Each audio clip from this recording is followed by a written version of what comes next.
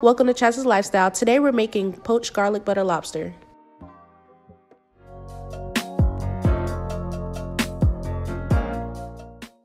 So this recipe is super easy. I love it for the summer. And of course, I'm outside making it, so you'll see some shine there. Now, in a really preheated pan, I added in some butter. That's the key. You want butter, and you want real butter.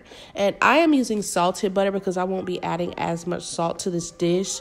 The butter gives it mainly all the flavor. Now, here I'm squeezing some fresh lemon juice into the butter, and that is going to create a more of a tangy flavor a little bit. It's going to really release all those flavors and bring it together.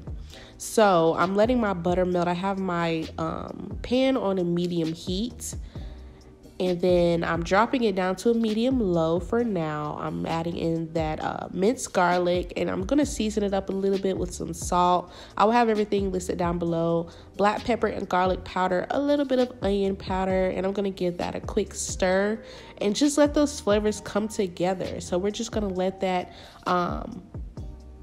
sit for a good, I would say, 2 minutes. Bring it back to a slight boil.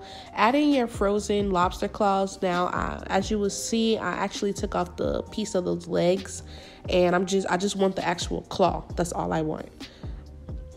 So I will be chopping those off, and mine are semi-frozen really. So you can add them in frozen. They're already steamed. They're cooked. So we're just gonna heat them up and add some flavor. I'm gonna bring my pan back to a slight boil. I'm adding in some Old Bay seasoning, and you can add more lemon as you like. It's up to you. Now for garnish, of course, you gotta have a little bit of color balance. I'm adding in some chopped parsley and some lemon slices. And I'm just gonna mix that a little bit, get a spoon, drench those lobster tails in the butter, and let that sit for at least less than 10 minutes. I would say about 7 minutes to 8 minutes, depending on how frozen your food is.